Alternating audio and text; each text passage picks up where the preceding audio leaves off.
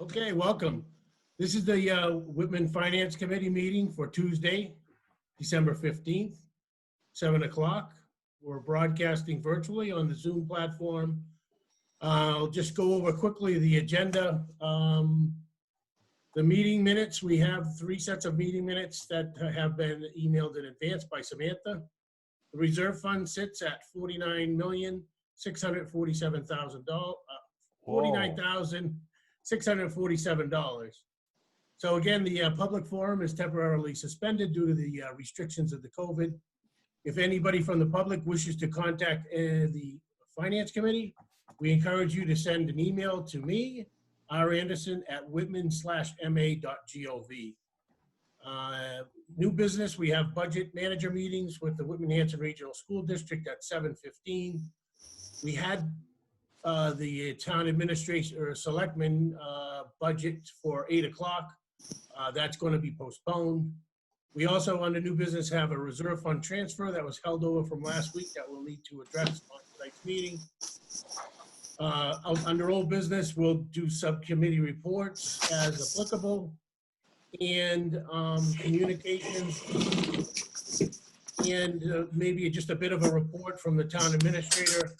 As you may be aware, the selectmen are meeting tonight, so the interim town administrator will not be available for tonight's meeting.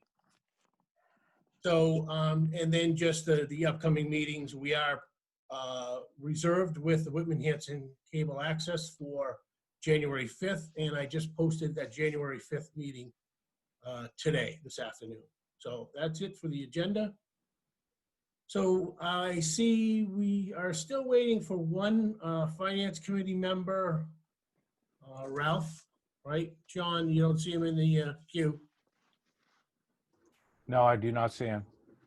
Okay, so when the superintendent comes in, like I said, we'll move to the budget manager, budget discussion with the Whitman-Hanson Regional School District. So, John, if you could just give me a heads up if I'm not paying attention to who comes in. Will do. So in the meantime, if we can, then I would suggest that we go to one of the meeting minutes while we are awaiting the superintendent. Does everybody have a copy of the November 17th meeting minutes that were submitted and actually tabled last week? I'll entertain a motion to take meeting minutes from November 17th off the table. I'll move to take the meeting minutes up. Second. Okay, we have a motion and a second. Roll call, John. Yes. John Noon. Yes. Kathleen. Yes. Al. Yes. Dave. Yes. Chuck. Yes. Rosemary. Yes. And I vote yes.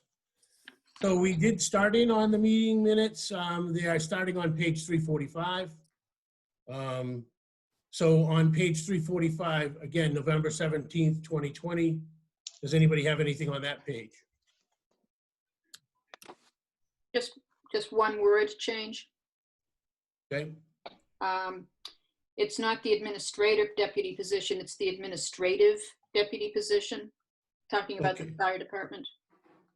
And where is that located? So under 7:08 PM, Chief Breno joined the meeting. It's the second sentence where it says administrator. I believe Okay. it should say administrative. Okay. Samantha, you get that? Yes. Okay. On page 346. Chief Greno departed. We had discussions regarding the fiscal 22 budget and the district. And then near the end, Ken Lytle gave a brief update from the town accountant's department. And then at 7:57, Mr. Lytle departed. Any amendments? John Noon. It's a small point, but in the 7th line, whilst Chief Greno was still here, there's a reference to his tenure, and I believe the intent was tenure. And Okay. I think it's one of those spell check where the computer thinks it knows best. Sure. Add in. So you're saying that he doesn't have someone singing for him, most likely? Probably not. All right, so Samantha, could you make that change to tenure? Yes. Thank you. Anybody else?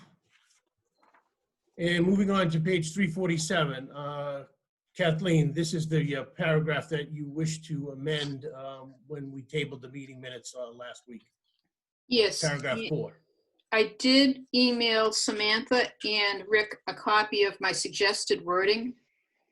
Okay. Samantha, could you provide that? Do you have it? You want me to read Kathleen's suggested wording out loud? If you could. One moment.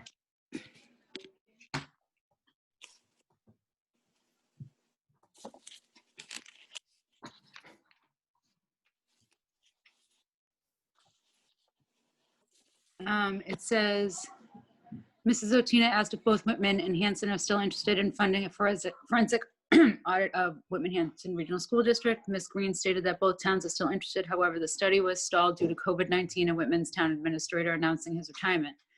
Ms. Green had a conversation with Hanson Town Administrator John Stambrook, and he has reached out to the company that previously interested in conducting the study and is waiting for a response. Mr. Galvin recalled that the funds were never officially appropriated for the audit. Ms. Otina stated that she recalled that Frank Lynham stated initially the cost was going to require a reserve fund transfer, but that the final cost of the proposal was not going to require a reserve fund, that there was money available to fund a $20,000 expense. And then it goes on to say, Ms. Green stated that Mr. Lynham was looking to fund the study from available funds from different line items, and she's looking at for his notes to confirm which line items. Mr. Galvin inquired as to whether or not a line item transfer from a previous fiscal year could be approved in a new fiscal year. Mr. Anderson stated that Ms. Green is trying to find out if the line item transfers have already been completed. Okay, so. I'd like to make a motion to table these minutes again until we can get a complete copy of the minutes that we can review instead of listening to it. I think it's important that we read it. Okay. We have a motion to table these meeting minutes. For the second Chuck time. will second. Well, Okay. can we, Seconds. hold on. Can we, before we table it, can we finish the rest of them and then table it? So that it's a complete minutes, not, and then, because if there's changes that come to on another page, you're gonna table it again next time? Right, well, I think that's the last page. Yeah, That's that's a the good last. point though, Samantha. Is there any other corrections or deletions or additions on page 347 that the committee would like to bring forward before I entertain the motion? Okay.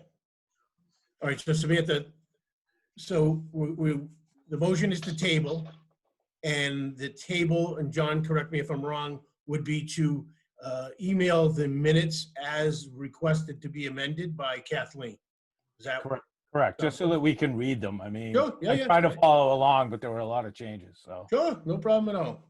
Okay, we have a motion and we have a And second. Chuck seconded. Okay, very good. Okay, all in favor of the table, John? Yes, John Noon, Yes. Kathleen, Yes. Al, Yes. Dave, Abstain. Chuck, Yes. Rosemary, Yes. Ralph. Yes. I vote yes. Okay, so we'll just table those meeting minutes. Samantha, if you would, email that amended copy back out to me and I'll get it to the committee. All right, so we, at this point, could go to the meeting minutes of November 24th. Everybody has received a copy. Raise your hand if you don't have the meeting minutes. Okay. So looking on page 348 of the meeting minutes of November 24th, on the first page, does anybody have any edits? We had Mary Beth Carter joining the meeting to discuss the treasurer collector budget. At the bottom of the page at 7:22, she departed. Okay, seeing none, we'll move on to page 349. On the top of this page, we had Dawn Varley joining the meeting to discuss the town clerk's budget. At 8:04, she departed. 8:04, discussions ensued. We talked about the open position of the town administrator by Al Cafferty. Mr. Cadero provided an update on the Building Facilities Capital Expenditure Committee. And I talked a little bit about the town of Hanson in the discussion of the budget. So does there anybody have any edits they would request for page 349?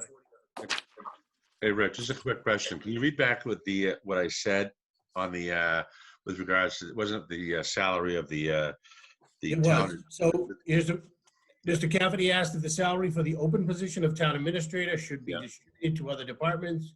Ms. Green stated that salary needs to remain in that line as a Yeah. placeholder for a new hire. There is a consultant working on finding a new town administrator. That's what it says. No, my thoughts were is with where, or didn't convey across correctly, was the administrator, the assistant administrator, which was Lisa's salary. What are we doing with that and utilize that for other town entities? So are you looking to amend? Looking to amend. Okay, and what would you like to say? Just Specifically. if we have it in town administrator, she's assuming the salary right now for it. What are we doing with that? Are we keeping that open position? Are we allowed to keep that open position? The assistant town administrator. Okay. All right, so you are looking to amend to include the question regarding the assistant town administrator. Correct. What do we plan on doing as a town official or town organization? We plan on keeping that position if we fill it with a full-time person. That's all. Okay. Samantha, did you get that edit? Al's requesting to amend that Yeah. paragraph. Okay. Yep. All right. Anybody else? John Noon. The superintendent is on, by the way. Yep, we're gonna, Okay. school committee's scheduled for 7:15. Welcome, Jeff. Thank you for tuning in. We'll be right with you. We're just in the home stretch of a meeting minutes. I may be mistaken, but I think one key element of Dawn's budget proposal was over her 2-year increase that was being allowed for by an article in, was it 2004? For elected officials heading towards retirement with 20 years in. And some of the discussion that took place after that point is in here in the notes. But I think it's key because as Dawn understood it, she needed to bring up the fact that she wanted to invoke that option for the next couple of years heading towards her retirement. And she needed to do that before December 1st. So I think it needs to be reflected in these minutes. I know we don't have everything that Dawn is supposed to get to us as far as the article. And then we also have Lisa looking into whether that has ever been amended. But I think the fact that she wanted it clear that she was invoking that 2-year raise towards retirement should be in print. Okay, so John Noon, just with respect to the meeting minutes, just in order to kind of have some kind of semblance of order when we go to accept and amend meeting minutes, if you could have ready, if you wish to amend, an alternative to whatever's printed in the meeting minutes or a supplement that we can give to Samantha. And again, just so the board knows, you can do this by email as well prior to the meeting. If in fact you have something in the meeting minutes that you wish to amend, if you would just simply send the amended language as you would like to see it amended to Samantha and CC me, and we'll bring it up under discussion. That way we have it printed and then the discussion can ensue. So I would say that for the meeting minutes of November 24th, in the interest of the district for the budget meeting at 7:15, that we will just put them on the side and we'll move into the budget meeting with the Whitman Hanson Regional School District. Is that amenable to the board? Is anybody Yes. in opposition to that? That's- Okay, very good. Rick, before we just started, I wanted to point out to the school committee that the school committee now has a quorum at this meeting. There are 6 of Okay. you present. Is there anybody from the school committee that wishes to get off the Zoom call so that we're not in violation of the open meeting law? Certainly not up to the finance committee to police, but it would be suggested that a quorum is not present for any other committee meeting with the finance committee unless a joint meeting was posted. Jeff, there's no posting for the school committee, is that you're aware of? That is correct. Okay. All right, I think somebody jumped off. Somebody just dropped. Yep. I don't know who it was, but Dan. okay. Looked like Dan Cullity left. Yeah, okay. Last in, first out, I guess. Does that mean I can jump out? Yeah, no, you're not getting off that easy. All right, let me just start off by saying we are very appreciative to have the regional school district represented here, members of the school committee. As always, we appreciate any opportunity to meet and talk about the budget. You know, every year is different. Obviously, this year has been significantly different. And let me just start off by saying, I think on behalf of the entire committee, we applaud the efforts of the regional school district and the school committee in getting this school year up and running through all the bumps and all the potholes you guys have driven right over and kept it going. So our collective hats are off to you. That being said, I'd just like to kind of give like just a little bit of an overview for this part of the presentation. What I'd like to do, and you know, with respect to the board, is try to have the meetings with each department kind of similarly structured. Obviously, every department is different. We consider the Whitman-Hanson Regional School District another town department, just happens to be the biggest one. So we just ask that, you know, some of the things that we ask other departments for, you know, we're just trying to ask for the same thing. So sometimes you know, it can be overwhelming, especially, you know, when you have so many irons in the fire. But again, we're just looking for updated information so we can make the best decisions to allocate our limited resources to all town departments. So with that, Jeff, I will open the meeting up to you for a presentation, and welcome again. Thanks, Rick, and thanks for those words. I just wanted to wish the board Merry Christmas, Happy Holidays. I hope you're all healthy. That's the biggest thing right now, is that people are safe and healthy with the numbers that we're dealing with on a daily basis in our regional district. It's a day by day. We're hanging on with our fingertips right now, live and in person, at least 2 days a week in our hybrid model. So I'm going to try to share with you some information of what we've experienced this year. And I know, and I also wanted to say, I understand your task of trying to make sure that the town of Whitman puts together a budget that can be funded by the taxpayers and also support the children in our charge of educating them pre-K to 12 plus. This year has been extremely difficult. This year has been challenging with a number of curveballs, with not just COVID, but with direction or lack of direction from the state level, from our Department of Elementary and Secondary Education, and their shifting priorities about teaching our kids. So trying to come up with budget figures for FY22 is extremely challenging. And I'll get into that a little bit later, because we've actually created a separate school called the remote school. So let me just go backwards a little bit. In August, the regional school district, myself and George Farrell, presented to the school committee our charge of getting kids back to school in September.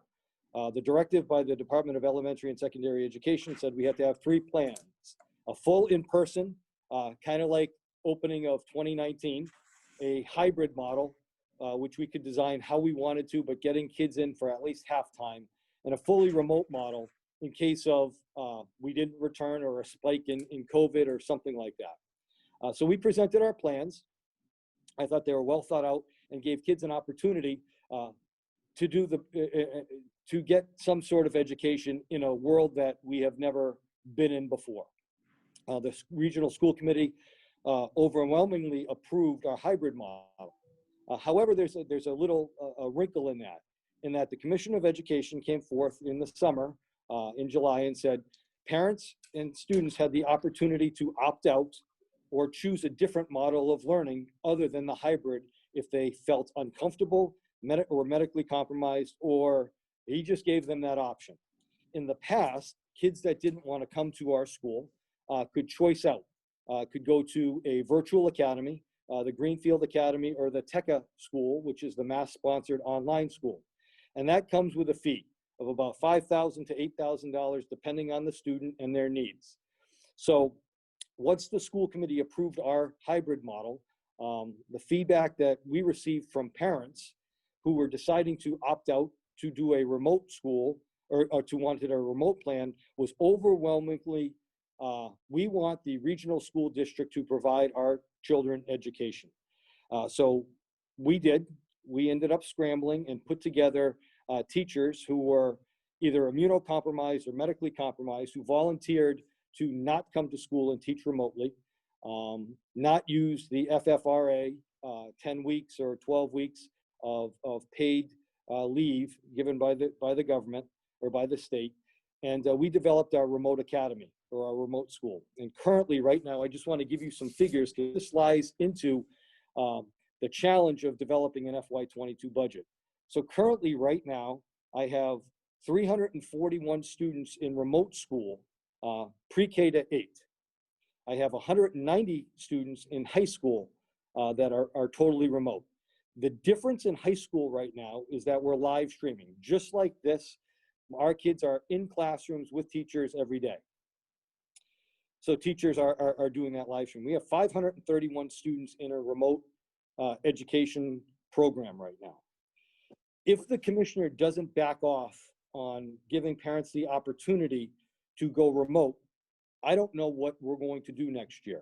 Our high schools will not be able to teach remotely live stream with 20 kids in a classroom and say 4 kids live streaming, and we won't be able to afford a remote school as we are right now. The monies that we've taken this year is coming from the Plymouth County CARES to cover salaries for this remote school, coming from our ESSER money, and there is a probability or a possibility, I'm not sure which one yet, that we might have to dip into E&D because we are trying to provide the best education for our kids. So therein lies the challenge. If the Commissioner of Education, Jeff Riley, gives parents the opportunity to go remote next year, we'll have one of two options. We will have one, to do a school like we did this year, or two, those parents can opt out to TECA Academy or Greenfield Academy. And if doing the numbers now, if I had 300 kids going to TECA at $5,000 or $6,000, $5,000 is the minimum, $5,000 per student, we would be looking at an out-of-district placement for those kids of about $1.5 million. And that's not what it's costing the district now, but it's costing the district much more than we had budgeted for in last July when our budget was approved. So therein lies the problem. What the commissioner is going to put forward to us, and he has given us zero direction, and that's not a slam on him. He's just given all superintendents zero direction in what is going to be offered in September. Fingers and toes crossed, we will be opening normal, meaning our kids will be expected to come to school full time. And I can't stress it enough, what is the question mark is if there's going to be a remote program for them. So that's a cost that I don't know how we're going to fund. It's a TBD as we go forward, and maybe by February when we present our budget, we'll have some more information. But for this committee, what I really want to drill down on is what you can expect for fixed costs or costs that are contractually based for next year to go on top of what we received last year. And I think our final budget was 55, 320, 238. We are in a contract year negotiation with our associations, A, B, C, and D. So all teaching units are in a negotiation this year. Last year, we had all employees received $1.352 million in salary increases. That's going to be a cost that I assume is going to carry over into the FY22 budget. We contributed over $100,000 to our PCA pension plan. I anticipate that's going to be a fixed cost as well. Health insurance was $100,000 of increases for our plans. I anticipate that cost. We will be negotiating our first student contract again this year. I believe First Student took it on the chin last year through COVID nationally. And I anticipate that they are going to raise our costs again. Last year was about a $42,000 increase. Our SJ custodial contract is up, but I'm anticipating close to a $30,000 increase. It shouldn't be necessarily huge. Fixed cost in utilities, gas, electric, water, trash, $120,000 are a fixed cost. They're going to be included in our increase. Special education transportation has been relatively level this year. However, due to COVID, our costs are up because we can only put 1 or 2 students on a van. We used to be able to transport 3, 4, or 5 students, which would reduce our runs, which would reduce costs. So special education transportation is up, although in the governor's budget in the SOA that was voted on 2 years ago, special education transportation was supposed to get some sort of reimbursement. I'm not anticipating that for FY22. Special education tuitions should be level for next year. I'm not anticipating huge costs, although last year they were up about $110,000. We've been able to manage that. Those are fixed costs that I'm looking at that are going to be directly correlated to the FY22 budget. What I will be presenting to the school committee probably this year, depending on where the governor and Jeff Riley, the Commissioner of Education, come out, we will not be looking at increasing major programs next year. I don't see for the towns of Whitman and Hanson looking at a full day, no cost kindergarten for next year. The reason being, one, I don't know the climates in the 2 communities of sending their kids back to school. We've had a tremendous drop in kindergarten this year in enrollment. I'm not sure if parents are going to be trusting to send their 5-year-olds back to school unless we're COVID free. So that might be something I'm looking at for FY22. We're not really looking at doing some of the things we looked at last year as far as school start times or bringing back our foreign language program in the middle school.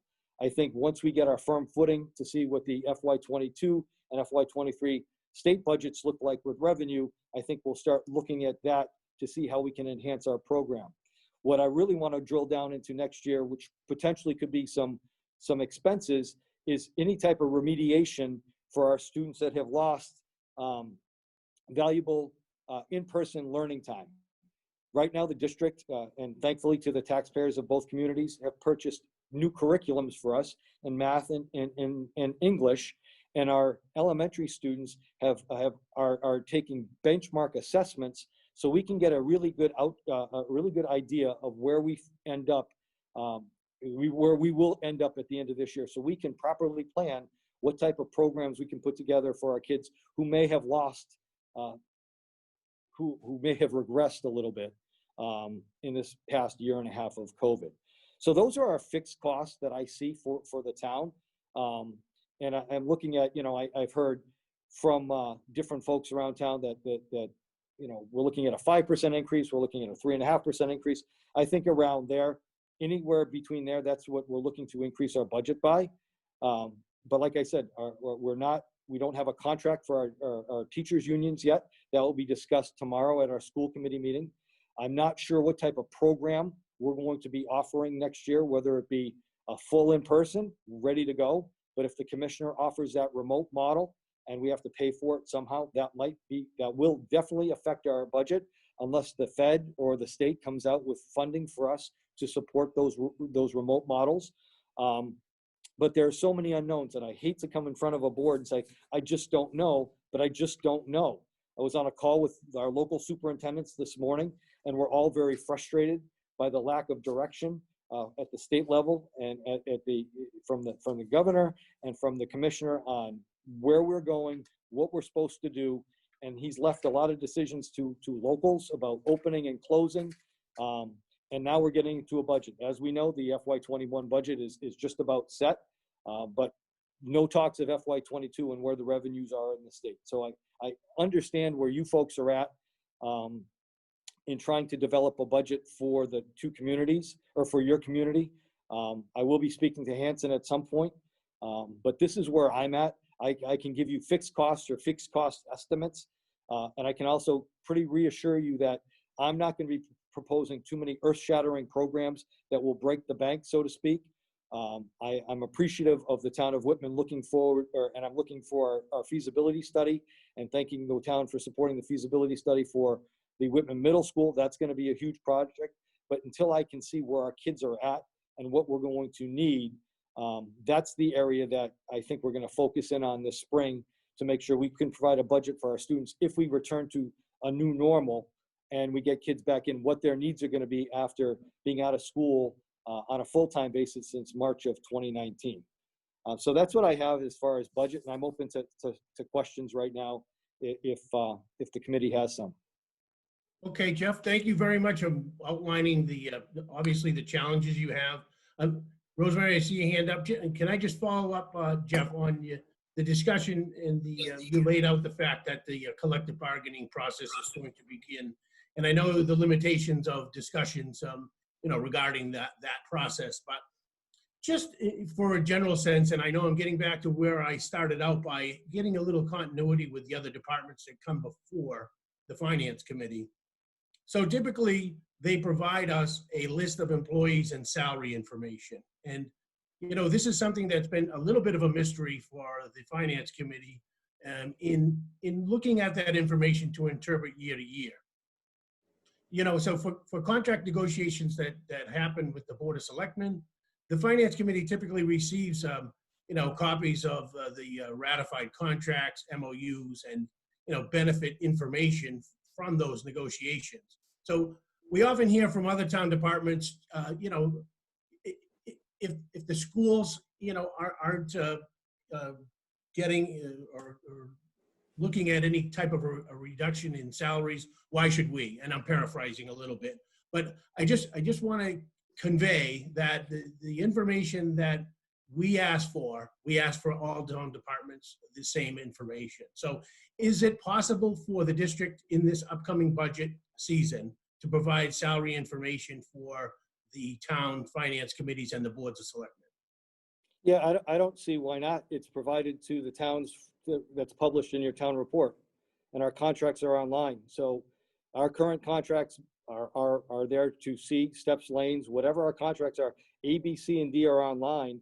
And if you look up anybody's salary, they're all in the town reports. But, to streamline it, we can send salary information over. That's not an issue, but they're Great. always available. Thank you very much. Rosemary, you had a question? Yeah, it's just going over 3 different things and information I'm hearing about state budgets.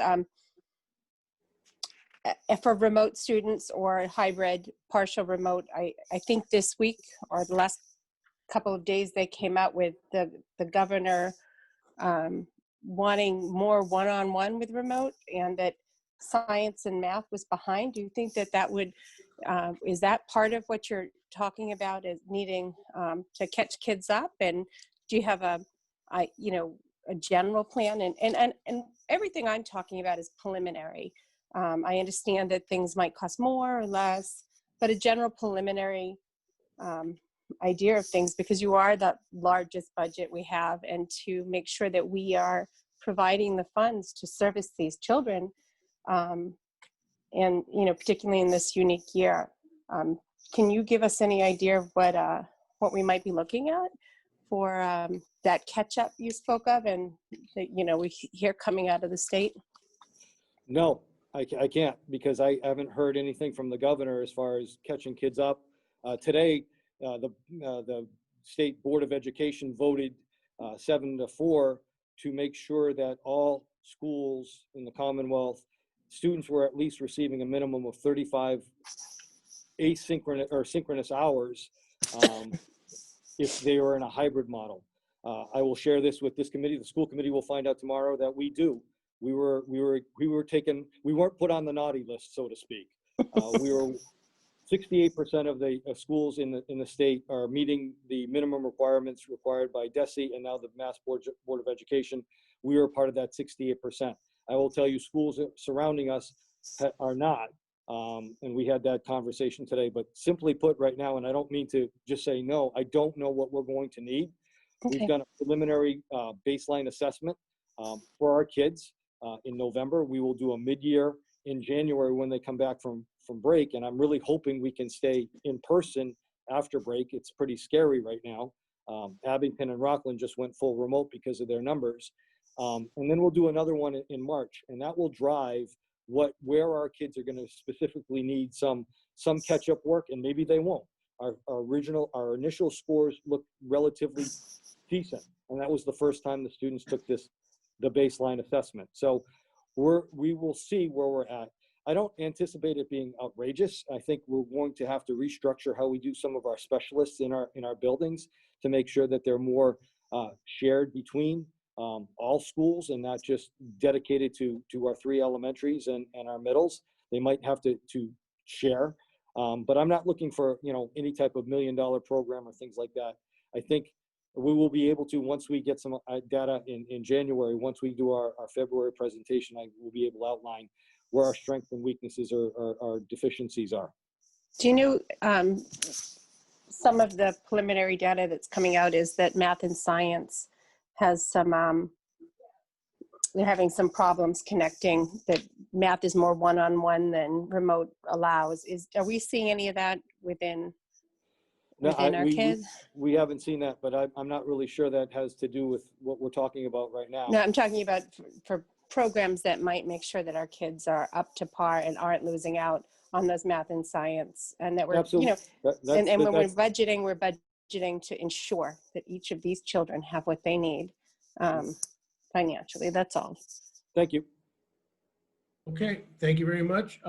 Further questions for Jeff? Kathleen? Hey, I just have a couple of questions for you, Jeff, but first, I want to compliment you and everyone in the Whitman-Hanson Regional School District for running the program that you are. I work in a very different district where we don't have the live streaming. And although I do live stream my classes, it makes it very difficult for high school kids to come back into school from a fully remote situation, having been on some education platform. So speaking from firsthand experience as a high school chemistry teacher, I think the live streaming that's being done at Whitman-Hanson is the model that other towns should be following. I think the kids are benefiting from it, and I'm sure that the teachers are not pulling their hair out as much as they would have otherwise. And I agree with your statement that remediation for students will come first. Once you start to assess where the gaps are in the kids, they will have lost parts of 2 years. Last spring, and then whatever the heck is happening this year. So it's sad to say that we aren't going to be looking for new programs to introduce in fiscal 22 and fiscal 23, but I agree, it's the time to maintain the status quo and make sure that we address any gaps that any of these children have based on their COVID-19 experience.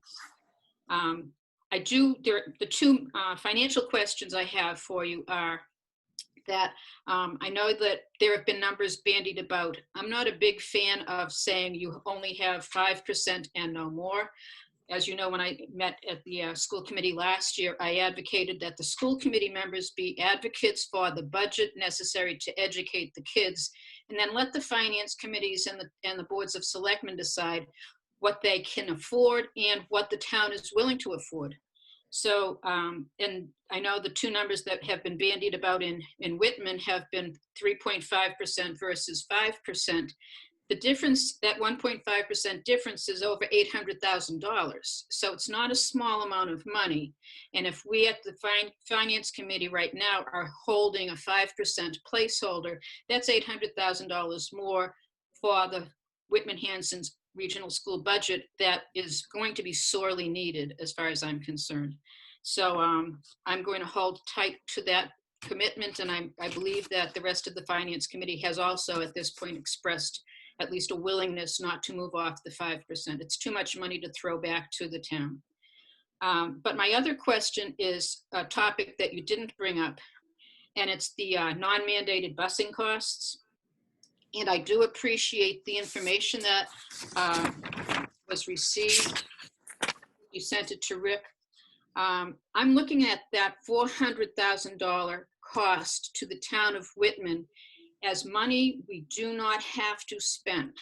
We are busing children that do not have to be bused. And in this age of hybrid, and so 2 days a week, children are bused to school unless they are fully remote. And there's a significant number of Whitman children who are fully remote. So my question is, and the backup information gives me some idea of how the costs are calculated. Apparently, it's a $525 per pupil cost to bus a student. But how would the, how many fewer buses would be needed if only mandated busing were provided? And if you don't have these figures tonight, I understand it. It's a complex budget. But my question, number one question is, how many fewer buses would be needed if only mandated busing were provided?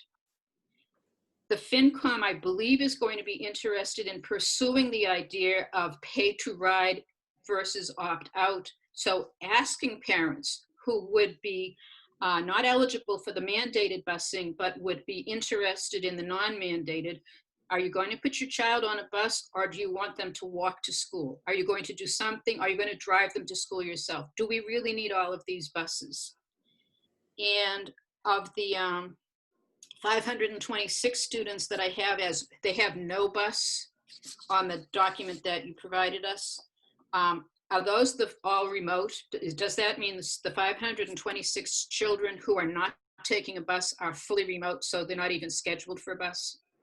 So let me back up and try to answer some of that. So I Yep. don't have the numbers of what it would look like in September of next year of how many, if we just did mandated. So and then I can answer the no bus. We surveyed our parents this year because I'm not sure you know, but we can only have 23 riders on a bus right now. That's it. Usually we carry a 50-person bus. We try to fill that bus. Right now, only 23 students can ride that bus safely in COVID. So we surveyed our parents to say, will you take a bus? Will you not take a bus? This is what we received back.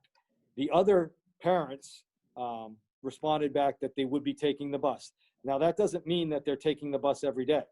And that's our problem right now. I have high school buses rolling in with 6 kids on it, but by law, they're supposed to be 23, but they hitched a ride, or they cut school, or they went remote that day, or for other reasons they're not there. So our buses sometimes look lean. The question on non-mandated is challenging, and I get you where you want to save the costs. If I'm under the impression right now, if you cut non-mandated busing, all well and good, we're going to transport the kids we need to transport, and that's that. If we go to pay to ride, we're going to have to look really hard at that piece, because if we offer a pay service, that means our free and reduced students will be taking that bus at no cost. If we offer the service, they're entitled to that service, and they don't have to pay a fee. And that means they don't have to necessarily sign up. If it's offered, they get to go. And what we do is we look at the numbers of students that will be riding the bus, and then we purchase a bus. We purchase the route, and we purchase that bus for the year. Our challenge would be, and if the FinCom supports, or the selectmen decide to take this away as far as non-mandated, we will have to stick hard to the parents. If you sign up for a bus in August, you pay for that bus. If you don't pay for that bus, I don't know the remedy of retrieving that funds. That'd be up to the town of Whitman. And if you move into town and you don't have a seat on the bus and you're free and reduced, we have to accommodate that somehow. And I don't know the mechanism to do that if we already have a full bus. So there are many layers to just chopping this out. It has to be well thought out, and a plan has to be put in place just for the sake, if we do charge, and that is an option in other districts. In my districts, kids pay to ride the bus. And if you're within 1.5 miles, you don't take the bus, or you pay extra. I'm not really sure. I'm not in that category. But our free and reduced kids, and we're talking 34% of our population in Whitman right now, or maybe even more, I haven't looked at the recent numbers, are free and reduced. There was a conversation I had last year with a few folks. Sometimes the only way a child of a single parent potentially, or a grandma who's taking care of their child, is the bus, and they can't afford it, and they're not free and reduced, or their situation changes. If we take this away, it has to be well thought out, And I would work with whatever committee, subcommittee of the finance and selectmen to work out something that we can service the students. But it's not just a $400,000 cut. I get it, and I see that. But if we offer a pay to go, there's going to be a significant ridership there that we have to cover. And there might be a savings there of $200,000. I'm really not sure. But once we start the program, there's going to be a lot less flexibility for a parent to say, hey, look, my situation changed. I need a seat. And if all seats are full, it's not going to happen. So that's the challenge that I face here. Just in December, looking in for September numbers of busing, but it's something we can work on. I know, Ms. Otina, we've talked about this a couple times over the past couple of years, and I know it's a big figure, but I would hate to not offer something for our students that are low income, and that's their only way to get to school. So it's something we can look at. I hope that answers your question a little bit. I don't have the numbers right now. If we looked at strictly mandated, how many bus routes that would go, but that's something we can look at in the future. Okay, before I get to you, Kathleen, I don't want to spend a lot of time on this. And Dave, I see you have a question or a comment as well. I understand, and we have this conversation for quite a few years, that this is really an issue that needs to go through the Board of Selectmen to determine if in fact they support moving forward with this. I mean, I have committed, the fact that the Finance Committee is definitely looking to look for innovative ways where not only we could save resources of the taxpayers, but perhaps apply more of that savings back into the district to use for the programs that you discussed earlier in your presentation, Jeff. So, like I said, I'll entertain a few more questions, but I want to make it clear that this board's obligation is to move to have a discussion with the Board of Selectmen before we get too far into the information. And again, Jeff, we appreciate the information that you did provide for this discussion today. So with that, I'll move to Dave and then back to Kathleen. Go ahead, Dave. You're muted. Thank you.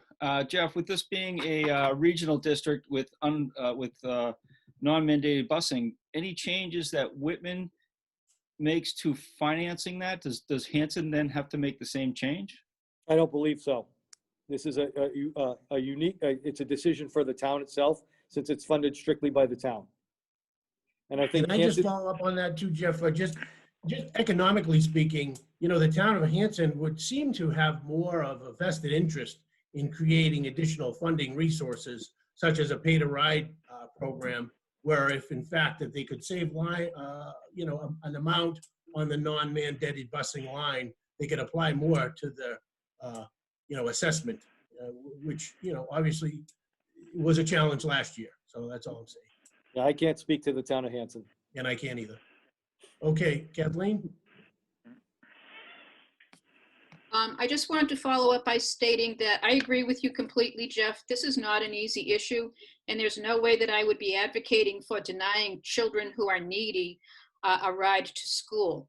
But it's a big dollar figure, $400,000, and I think we've sort of ignored it for years, and we need to pursue it. So you suggested that it would be worth having a subcommittee, and I agree, this is too complex to do over a Zoom meeting with just one document and limited time to discuss it. As the liaison to the schools, I definitely would be interested in meeting with you and your director of transportation, and then whoever else wants to participate, to discuss the ramifications of pursuing a pay-to-ride.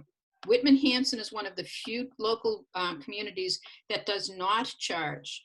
All of the surrounding towns, to the best of my knowledge, have different ways of either charging or reducing their non-mandated busing costs, and I think we have to look at it. It's too much money to leave on the table without at least taking a serious look.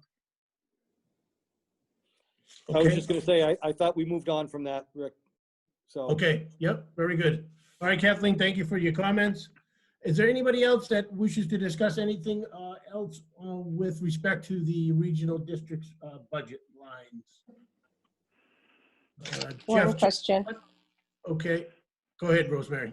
The E&D, you said that you're looking to take, you might have to look to take money out of E&D. Where are you with E&D? I know you used some of that E&D to supplement the budget last year? I believe we certified $609,000 Okay, in thank you. October. Thank you. And I'm not sure. It's going to depend on where CARES money, if it's extended after December 30th, which we're really crossing our fingers that we can roll salaries into after December 30th. I'm not sure if the committee knows, but Plymouth County CARES is over as of December 30th. All monies have to be, our invoices have to be in at that time. So we're hoping it's extended another 30 days to a month, where we can still continue to draw our funding for salaries. So. Okay, and you quickly Mr. said Chair? the CARES Act, you quickly mentioned the CARES Act, and you had said you have an increase in custodial fees. Are you getting, are they due to COVID, and would they apply to the CARES Act, or have you?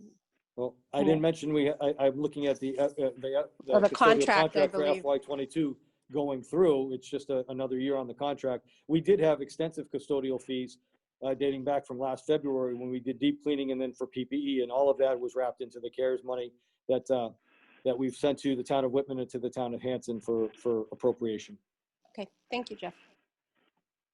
Anybody Chair? else?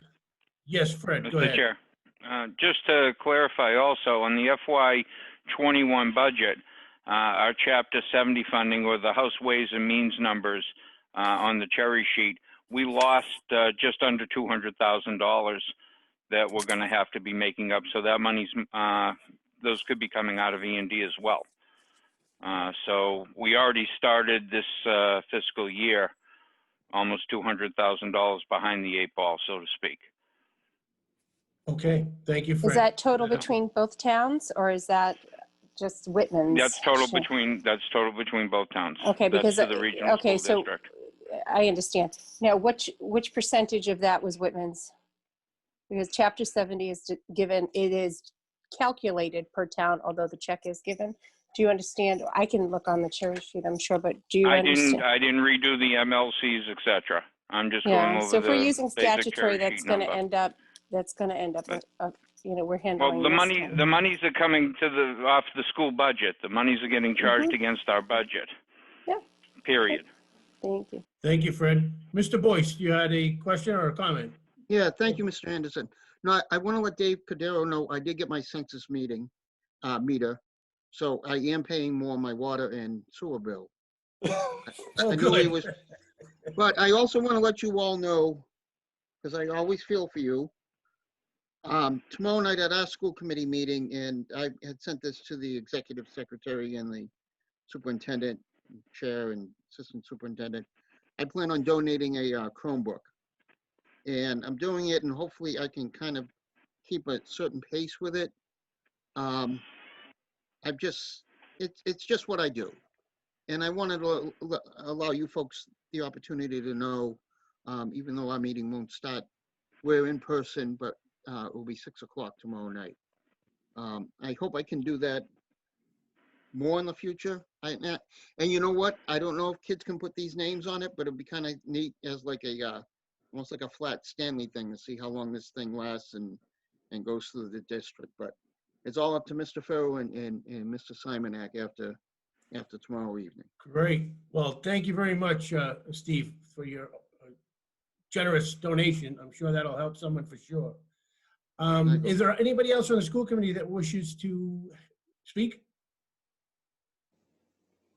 Okay. One more quick thing, Jeff. Is there a timeline for reconvening the regional agreement amendment committee? I'd have to look to see where our minutes are at, and I'm not sure if that's on the agenda tomorrow, but it's in discussion. So I'm unprepared to answer that question right at this minute off the top of my head. We've Very had that good. discussion, but yes, Okay. it's in the process. Very good. All right. Anybody else have anything? Well, again, on behalf of the entire committee, we appreciate the fact that you're here. We appreciate the information and the challenges that the district and the school committee face every day. And we look forward to working with you throughout this budget season. Any questions, please feel free to give a hold of any one of us. Thank you, folks. Merry Christmas. Happy Thanks. holidays. Stay Thanks, Jeff. healthy. You too, Jeff. Christmas. Thank you very much. Very much. Night. Good night. Okay. That was a very good meeting. I think we got a lot of information. If it's the will of the committee, we can now go back to the September 24th meeting minutes. I believe Miss Carter is on the line if we want to bring her up. I believe that's her. Mary Oh. Beth, are you there?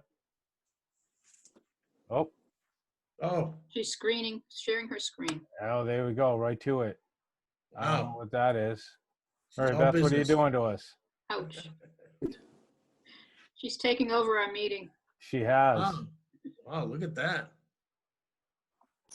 So John, you That's have no very control neat. over what's going on here? No, I could shut that off if we needed to. I don't know what it was. Let her do it. She'll do a great job. Mary She knows Beth, what she's doing. we see you're muted. Could you unmute and make sure that is you? Okay, Excellent. there we go. Well, great. Thank you for tuning in. All right. So we see you were trying to share a screen. Were you trying to share the reserve fund transfer request? That would be great. So we are prepared to discuss. We did hold this over from the last meeting. So just to familiarize everybody, this is a request for transfer from the reserve fund. It's dated December 3rd. It's in the amount of $10,871.40. And in a nutshell, it is outsourcing services for payroll. So the expenditure is extraordinary, and the current payroll clerk is transferring to the position recently vacated. This transfer leaves the payroll processing position open. So, Mary Beth, if you want to give a little bit more information, you certainly may. And if the board has questions, we will certainly follow up. Okay, well, basically, there's just so much going on between the treasurer's office and the collector's office right now. This is something we've talked about for years. The best time in which to outsource is when we have somebody through attrition, somebody retiring or leaving employment. So we have the assistant treasurer collector who's leaving at the end of the year. We have the clerk in the collector's office who is going out for medical for several weeks in January. We have the benefits clerk that transferred down to the clerk's office, and the payroll clerk who has accepted the benefits position. So a lot of moving parts right now. There's a lot of disruption. This is an ideal time, and it's something that would greatly help the office to outsource payroll. So I very much want to do this, and I know it's an extraordinary amount. I apologize. It was unforeseen. I didn't realize that somebody would be transitioning to another office, and or I would have budgeted for this had I known. So. Very good. Thank you. Kathleen, you had a comment. My comment is I'd like to move the reserve fund transfer of $10,800, as Mary Beth has done a brilliant job of explaining why it's needed and why the timing is right. So the motion should include the entire amount, $10,871.40 is the total. $871.40. Is that correct, Mary Beth? That is correct. Thank you. Yep. Okay, Al. Just a question, Mary Beth. Yes. Did the selectmen endorse this? No, we haven't gone that route, nor do I think that we have to, according to Lisa. Okay. I think we control the reserve fund. Finance committee controls the reserve fund. Right. If it Just was for a the line record. item transfer, it would be needing to vote from both bodies. Go ahead, Just wanted to John. ask it, that's all. Yeah, I'm going to have the same question I had last week. Has there been any discussion with the union? I mean, they've got a current position right now that has benefits that's now not going to have benefits. If there hasn't been any discussion with the union, has there been any conversations with town council to see how they think this might happen? I can't imagine that the union is going to let this go very easily without having some kind of complaint about it. And Wasn't this a part-time position? Correct. So there was no union. It's a union position that has benefits. It has benefits, Mm-hmm. or it does not have benefits. It's a union part-time position. In the union contract, the hours have, grown over the years, but I don't believe it's specified in the contract that this part-time position is a benefit eligible. Right now, everything is prorated for the amount of hours that are worked, and it's always based on the total amount of hours from the previous fiscal year. And so I prorate the amount of vacation days, personal hours, and so forth each Yeah. year. So again, to follow up, the person who currently has this position right now is getting benefits. So that Prorated. okay, but and you're looking to move it to a position where the that union position will no longer have those benefits. If I put it under 20 hours, which I was Correct. planning to do. And you're not sure what the contract really says. Well, the contract says part-time position. But I think Lisa Green answered that just question last about week. benefits. Right. No, it doesn't really specify. And Lisa did make a call to council, I believe, and said it shouldn't be a problem. It's in the contract. It's just a part-time position. So at least Lisa did speak to council I about believe it. she did. Yes. Okay. I think Lisa addressed the question specifically last week too, to say, because it's a part-time Right. position, the union would not have any problem with this action. Is what she said last week. Right. Anybody else? Any other questions for Mary Beth? Seeing none, I'll entertain a motion. We have a motion. Kathleen's motion, do we have a second? I have a second. And Ralph seconds. Further discussion? Okay, around the board, John Galvin. No. John Noon. Yes. Kathleen. Yes. Al. No. Dave. Nope. Chuck. I abstain. Ralph. Yes. Rosemary. Yes.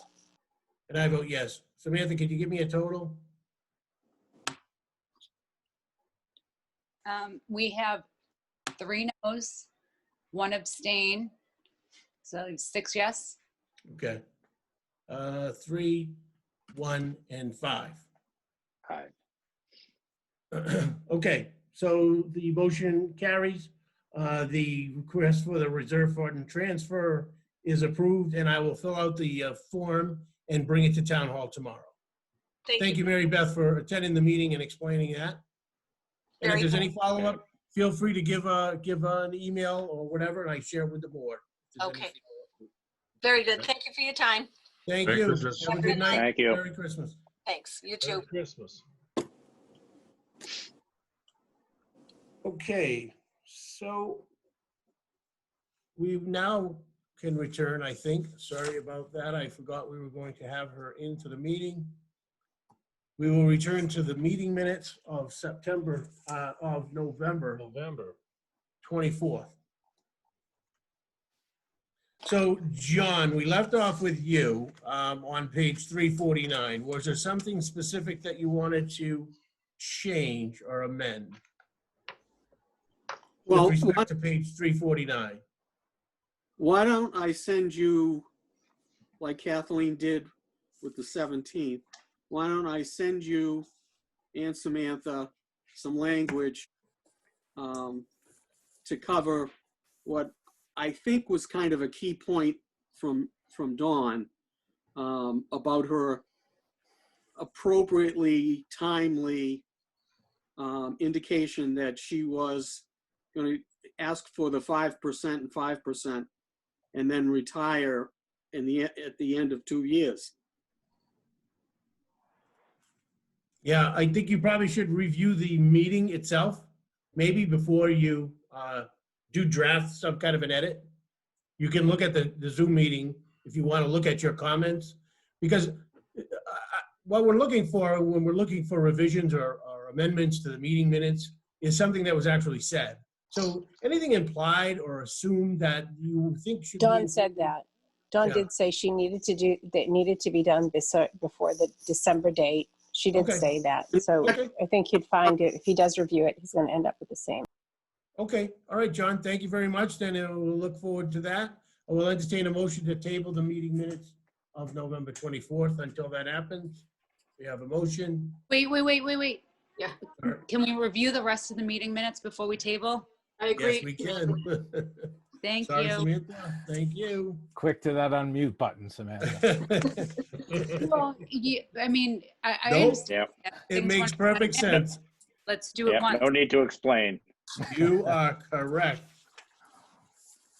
Okay, so Anything else on page 349? Okay. On page 350,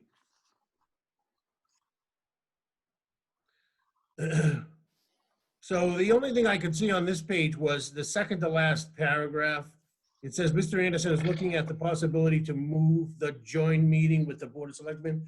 Well, it's actually the initial budget meeting instead of joint, or, you know, I would assume you were looking for joint, but it's actually the initial budget meeting with the town administrator and Board of Selectmen. That's the title, that's all. And then at the last paragraph, Samantha, is that your shorthand? Were you planning on writing that out, or did you just want to leave it like that? Do you see the last paragraph? Yeah, that's my shorthand. Do you I want think, to expand on it if you have the opportunity to revise the meeting minutes anyway? Totally up to you. yep, I will. Okay. All right. Anything else on page 350? Page 351 is simply a motion to adjourn. So thank you very much, Samantha, for bearing with us as we look to table this, but table it completely for a republication, I guess. Kathleen? Just a quick question. I know that John Noon is going to suggest language for that section on Don Barley, and Al brought up an important point about the town administrator's position, or the assistant town administrators. So Al, are you planning to write the wording to revise and send it to Rick and Samantha to incorporate into the revised minutes as well? Because I remember the discussion. Right. So are you Yeah. going to take responsibility for looking at our Zoom meeting and coming up with the wording? We are fascinating, by the way. I've watched many of our Zoom meetings. Yeah. I'm sure. All right, so Al, we can expect to see something from you? No. On an amendment? Yeah. Yeah. Thank you. All right. Thank you. All right, so we have a motion and a second to table. John Galvin, Yes. John Noon, Yes. Kathleen, Yes. Al, Yes, Rick. Dave, Yes. Ralph, Yes. Rosemary, Yes. Chuck, Yes. and I vote yes. Okay, we'll try. We got one more. We're 0 for That's 2. two Here we strikes. go. All right, December 1st. Page 352 starts this meeting. And so on page 352, the first page, you called to order at 7. Bruce Martin joined the meeting at the bottom with a paragraph discussing the DPW budget. Seeing none, we'll move to page 350. Oh, John Noon. I think it's line 7 after Bruce Martin has joined the meeting. There's a reference to salt waste. And I think that's, again, one of those computer-assisted errors. I think it's Okay. solid. Solid waste. Yes. So it could be salt, but it's general and it's solid is the need, the word, right? Yep. Samantha, you get that? Solid. I got it. Thank you. Okay, moving to page 353, we had Mr. Martin depart, Mr. Dennis Smith joined, given a discussion on the water sewer budget. Mr. Smith departed, and we talked a little bit about the issues of the school district and non-mandated busing. And then I fell out of the meeting because of technical difficulties. Anything on that page? John? No. The end of the first paragraph, where it refers to my asking about contract negotiations, what I was interested in is the impact it would have in 2022. In other words, were there going to be negotiations in 2021 that would affect 2022 contracts with the union? Okay.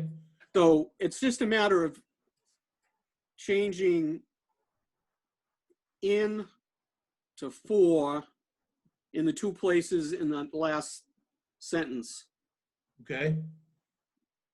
Samantha, you got that? Yes. Okay. All right. Anything else on that page 353? Okay, then page 354, I wasn't here. Go ahead, Kathleen. So I think that the wording of the two, 7:53 PM and then 7:55 are identical. And I believe Dave asked for, at 7:53, a motion to temporarily suspend, and then at 7:55, a motion to come back into meeting for Okay, the purpose essentially of adjourning. so take out suspend in the second reference and add reopen. Yes, Does that do it? I think that's Samantha, what you happened. Is that what happened, Dave? I got it. Okey doke. All right, and then anything else? Okay, so I will entertain a motion to accept the meeting minutes from December 1st as amended. We have a I motion move from them. Kathleen. And we have a Second. second from Dave. Okay, further discussion. All in favor, John Galvin, Yes. John Noon, Yes. Kathleen, Yes, Al, Yes. Dave, Yes. Ralph, Yes. Rosemary, Abstain. Chuck, Yes. and I'll vote. I fell out of the meeting. I don't know. I better abstain. I wasn't here for the whole thing. All right, so the meeting minutes from December 1st are accepted. Thank you very much for your patience on the meeting minutes. That's So that one for brings us- three. One out of three. That's not bad. That's 33%. That's Hall of Fame in the major leagues. that's right. That's right. All right, so that brings us back to the agenda. Just for math purposes, for our next meeting, the reserve fund will be listed at $38,775.60. I have that number if in case the transfer, reserve fund transfer was approved. Subcommittee reports, Building Facilities Capital Expenditure Committee, Dave. Anything? The only update is that we're currently scheduling department heads to come in and discuss their capital requests. Okay, thank you very much. Regional Agreement Amendment Committee, you heard from the superintendent, nothing scheduled, not on the agenda. The middle school building, No meetings have happened and nothing is scheduled at this time. okay. Women Hanson Regional District Assessment, I think we talked about that pretty well today, and good discussion, I think, on non-mandated busing. Anybody else for either of those topics? The audit funding status. So I think in the interest of transparency, I did have that discussion again with the town administrator, the interim town administrator today. Was one of the topics that we discussed was an update on the funding source for the audit. So she reached out to John Stanbrook was her answer.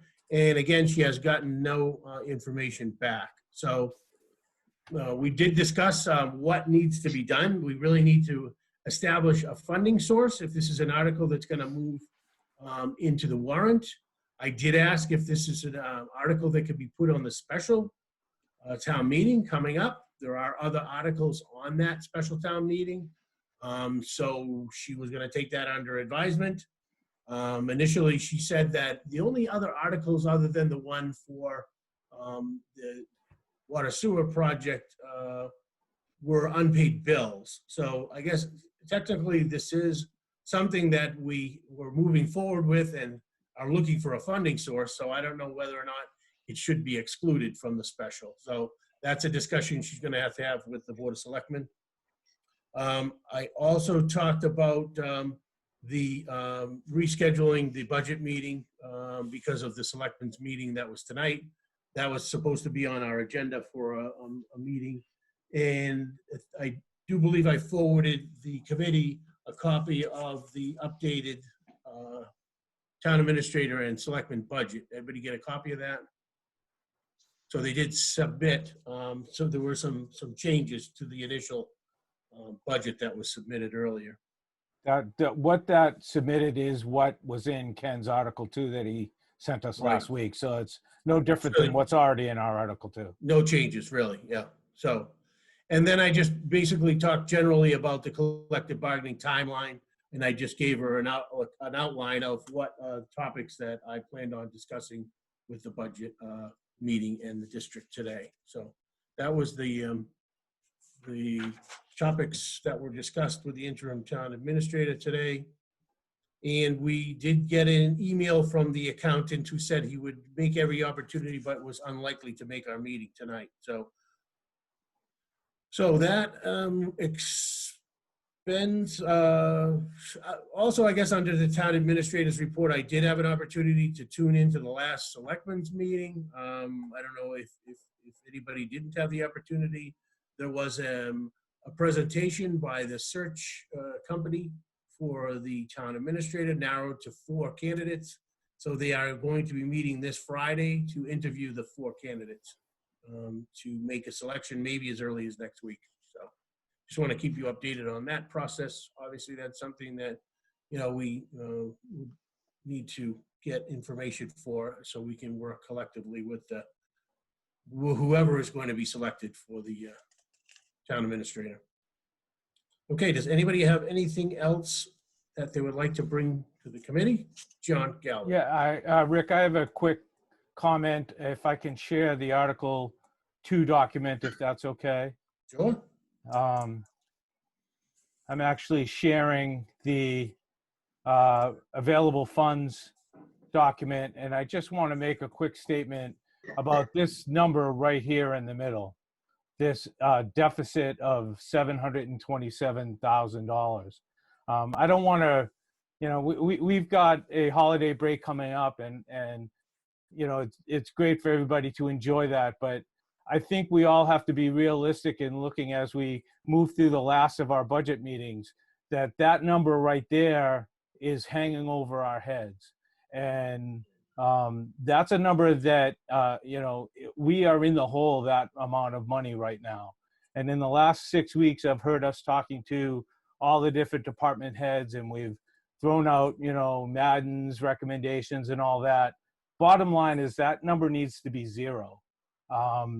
We're in a good place now in that all of this information up above that Ken has worked so hard in is a pretty accurate representation of what our revenue expectations are. I know last year we were well into the spring before we had a good idea of what our revenue projections were going to be. And then COVID hit us and we even lost that. So to say, we can come up with a few extra revenue sources, possibly maybe another 100,000 coming from maybe the ambulance fund or something like that. But bottom line, that's what we're looking at. And as we go forward, that's all got to come out of here. And that's going to be our responsibility. I know in the past, we've had a lot of help with the town administrator to kind of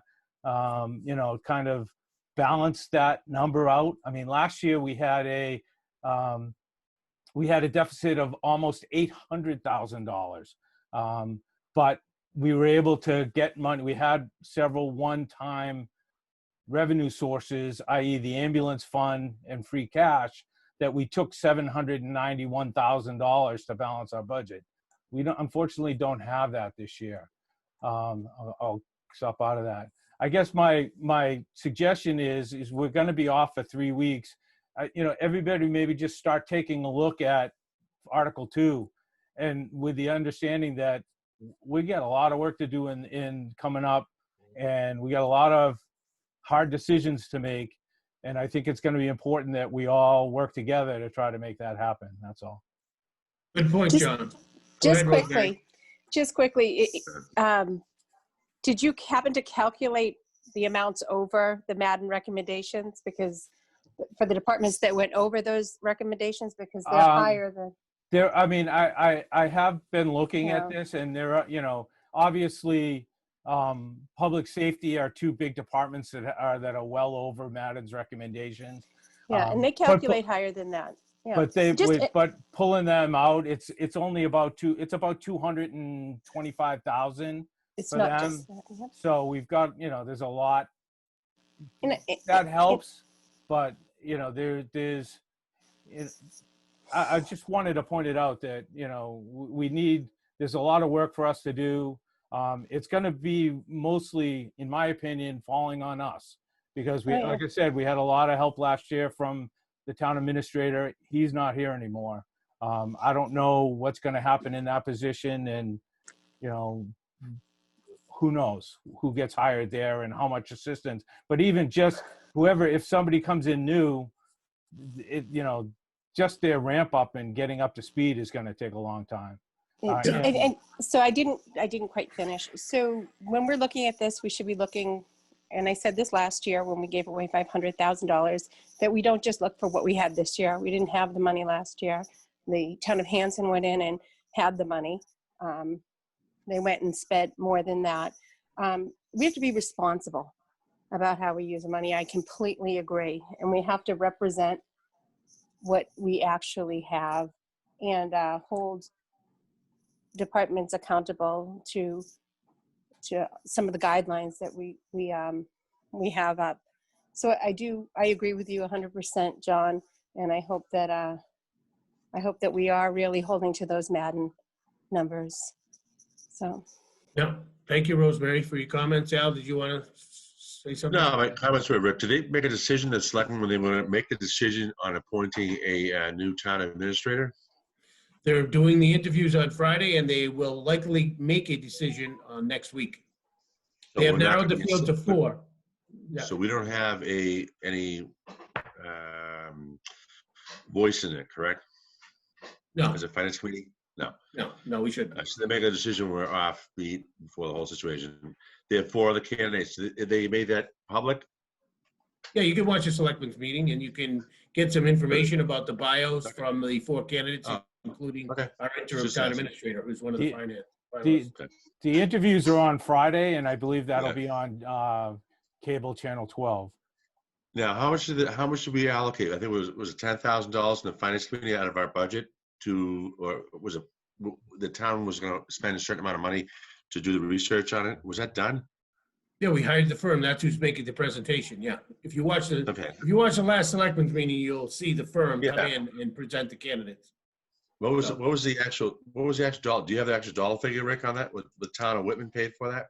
I want to say 15,000. 15,000, and it was passed at town meeting. It didn't come out of our reserve fund. It was passed at town meeting. Yeah. Okay, It was that's double check. a warrant article. That's right. All right. I have one question. Last year, we had an override committee that said we needed an override last year.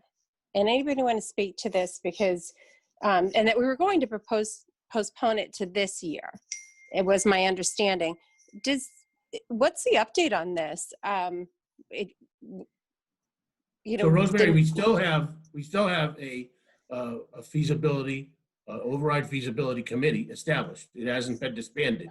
So if there's a need, that committee will reconvene and discuss the possibility that an override will be presented. I think one of the other things that we are, just got to keep in mind is as we get closer to the end of the budget season, we're going to get a more realistic budget picture for the regional school district. The Madden report did not include the impact from a modified regional agreement. So our assessment has changed, and that should be part of our deliberations, is to,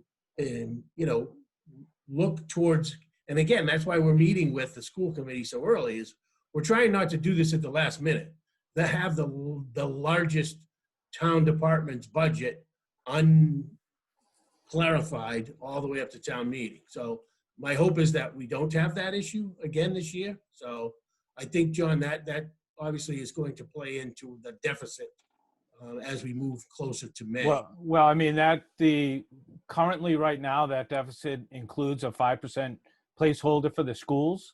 So that is in there. One thing it doesn't contain is anything for South Shore Tech. because that's level funded right now, and I don't see that that's going to happen. So if the deficit is going to increase once we know what their assessment is, and I know we're meeting with them, I think, when we come back, but I think they are, from what I remember from the selectmen's meeting, South Shore Tech is setting their assessment, I believe, mid-January or the third week in January. So we should get a hard number from them then. So that'll be, we'll know end of January what their assessment is. But like I said, that's not included in that number that I was just showing you.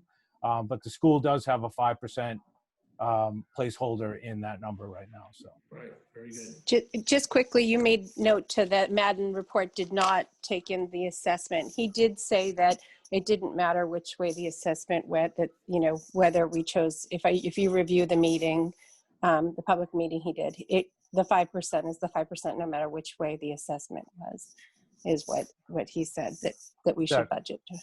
that is correct. Okay. Yeah. Okay, Chuck, just to confirm John's dates with the South Shore VOTEC as a liaison. Yeah, so we are scheduled for the 5th, I believe.